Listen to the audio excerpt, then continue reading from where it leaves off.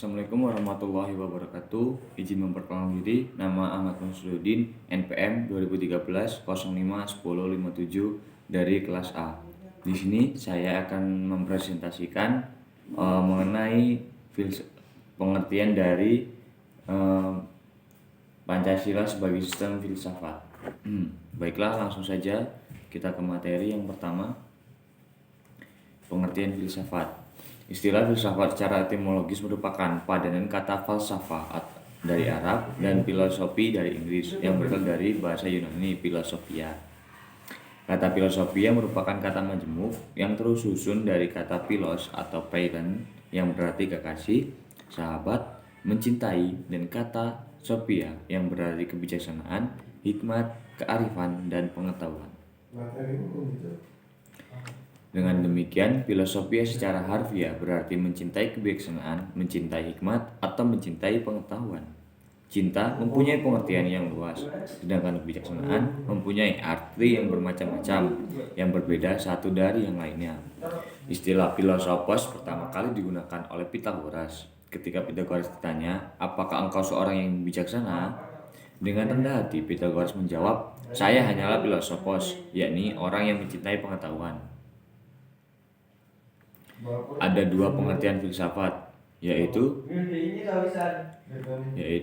filsafat dalam arti proses dan filsafat dalam arti produk. Filsafat sebagai ilmu atau metode dan filsafat sebagai pandang hidup.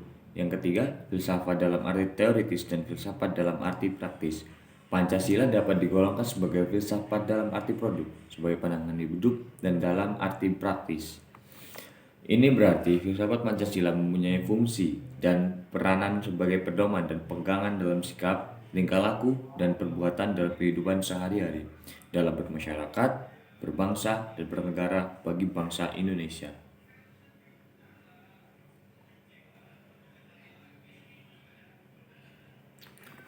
Pengertian filsafat Pancasila. Pancasila sebagai filsafat mengandung pandangan, nilai, dan pemikiran yang dapat menjadi substansi dan pembentukan ideologi Pancasila. Filsafat Pancasila dapat didefinisikan secara ringkas sebagai refleksi kritis dan rasional tentang Pancasila sebagai dasar negara dan kenyataan budaya bangsa dengan tujuan untuk mendapatkan pokok-pokok pengertian yang mendasar dan menyeluruh. Pancasila dikatakan sebagai filsafat karena Pancasila merupakan hasil dari renungan jiwa yang mendalam yang dilakukan oleh the founding of father kita yang dituangkan dalam satu sistem Ruslan Abdul Ghani.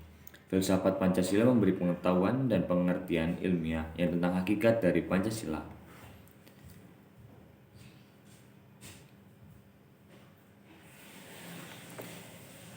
Selanjutnya, pembahasan mengenai Pancasila sebagai sistem filsafat dapat dilakukan dengan cara deduktif dan induktif.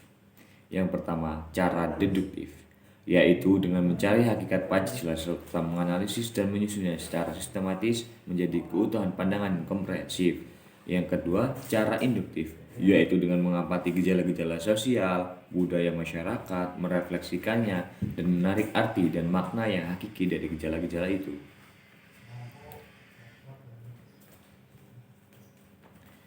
Pancasila yang terdiri atas 5 sila pada hakikatnya merupakan sistem filsafat.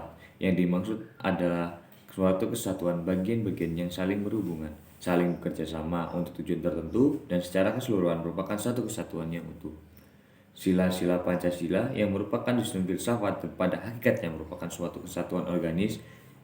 Artinya, antara sila-sila Pancasila itu saling berkaitan, saling berhubungan, bahkan saling mengkualifikasikan pemikiran dasar yang terkandung dalam Pancasila, yaitu pemikiran tentang manusia yang berhubungan dengan Tuhan, dengan diri sendiri, dengan sama, dengan masyarakat, bangsa, dan nilai-nilai itu dimiliki oleh bangsa Indonesia.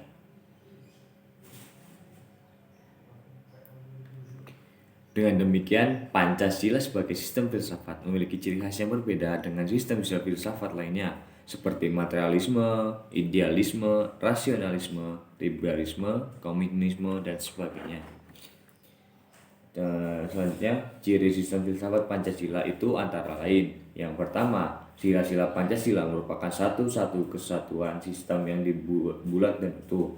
Dengan kata lain, apabila tidak bulat dan utuh, atau satu sila dengan sila yang terpisah-pisah, maka itu bukan Pancasila. Yang kedua, susunan Pancasila dengan suatu sistem yang bulat dan utuh itu dapat menggambarkan sebagai berikut. Inti sila-sila Pancasila meliputi yang pertama Tuhan, yaitu sebagai kuasa prima. Yang kedua manusia, yaitu makhluk individu dan makhluk sosial. Satu, yaitu kesatuan memiliki kepribadian sendiri. Rakyat, yaitu unsur mutlak negara harus bekerja sama dan gotong royong. Adil, yaitu memberi keadilan kepada diri sendiri dan orang lain.